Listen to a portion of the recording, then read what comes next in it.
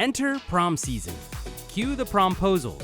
Where did the spring rite of passage originate, and how has the tradition changed over time? Well, put on your dancing shoes because we're gonna pop, lock, and drop our way through prom history. Check out the dance duds worn by today's teens. It's obvious they're not shy about expressing themselves, but looking back, it seems the journey to individualism has been quite the slow waltz. Prom comes from the word promenade, which means to stroll with the purpose of being seen. The school tradition began with colleges in the 19th century, but grew out of cotillions and debutante balls, which served as ways to present young adults to society.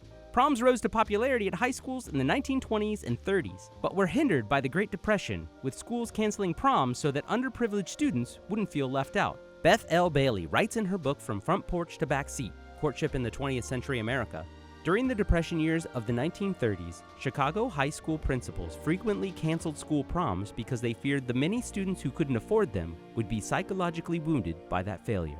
The slender A-line cut, popular in the 1940s, can be attributed to the fashion rations due to World War II, according to Yahoo Lifestyle.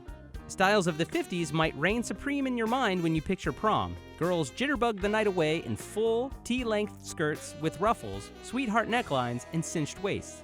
Silhouettes slimmed down in the 60s as mod styles took over. Around this time, men also strayed from the classic black and white tuxedos, introducing powder blue into their wardrobes. For women, bohemian and prairie looks ruled the 70s, and men continued to experiment with fashion, doing the hustle or the funky chicken in ruffled shirts and burgundy hues. Poofy shoulders and even bigger hair took over as the 80s gave us the Cabbage Patch and the Running Man. Bare shoulders were in style in the 1990s, with off-the-shoulder designs, strapless, and spaghetti-strap dresses being all the rage. A trend towards more sophisticated styles becomes apparent in the 2000s, and to kick off 2010, gowns and eye-popping, bright colors became the fad. Proms have played a major role in pop culture as well, being the focal point in numerous films throughout the decades, including Carrie, Footloose, Pretty in Pink, 10 Things I Hate About You, and She's All That. Today's proms are more individualized.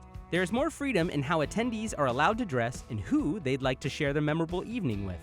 Students are rallying more for gender-neutral prom courts, taking same-sex dates and pushing the boundaries of their traditional dress. And that is a change tune we can all dance to.